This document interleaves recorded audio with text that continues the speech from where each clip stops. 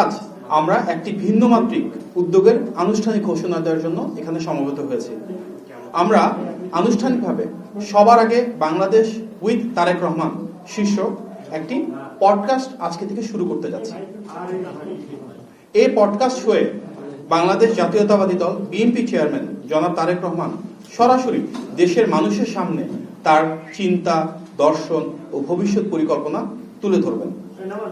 এই আয়োজনে জনগণের সাথে সরাসরি ও নিয়মিত সংলাপের একটি ঐতিহাসিক উদ্যোগ।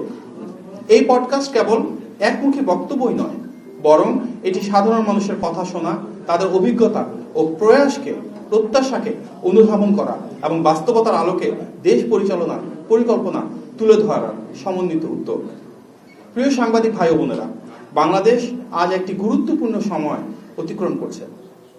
নির্বাচনকে কেন্দ্র করে দেশের জনগণ আর কোনো অবাস্তবায়নযোগ্য ফাঁকা বুলি শুনতে চান না, মিথ্যা আশ্বাস প্রত্যাশা করেন না।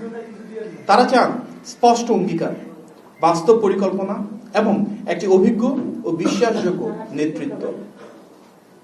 জনাব তারেক রহমান এই পডকাস্টের মাধ্যমে সাধারণ মানুষের জীবনের সাথে জড়িত বিএনপির সেই অঙ্গীকারগুলোর কথাই ধারাবাহিকভাবে তুলে ধরবেন।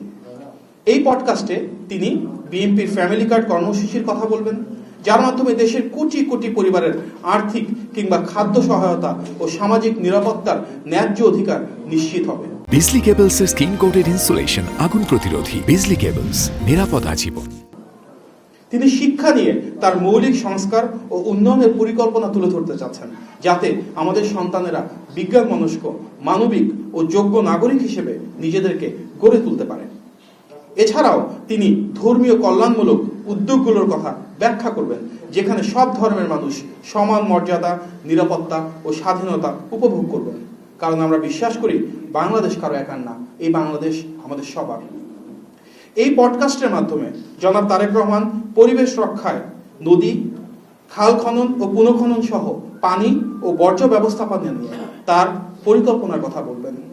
টেকসই উন্নয়ন নিশ্চিত করতে কিভাবে আমরা একটি সবুজ বাংলাদেশ নিশ্চিত করব, সেসব বিষয়েও তিনি আলোকপাত করবেন।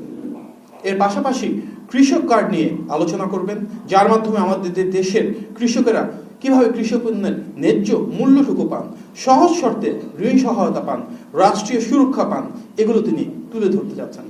এছাড়াও জনাব তারেক রহমান বিশেষভাবে তার ক্রীড়া ও যুব উন্নয়ন পরিকল্পনা সমূহ জাতির সামনে উপস্থাপন করবেন।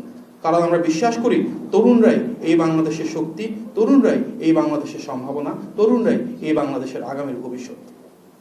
সবার আগে বাংলাদেশ শুধুই নির্বাচনী প্রচারণা সম্পর্কিত কোনো উদ্যোগ নয়, বিএনপির রাজনীতি, বিএনপির অঙ্গীকার। আমরা এই দর্শন যে আলোকিত করছি তার কেন্দ্রে আছে দেশ এবং দেশের মানুষের মর্যাদা ও অধিকার প্রতিষ্ঠা। আমরা বিশ্বাস করি এই উদ্যোগ রাজনীতি ও জনগণের মধ্যে যে দূরত্ব সেটা কমাবে এবং একটি সুস্থ ও গণতান্ত্রিক আলোচনার পরিবেশ তৈরি করবে।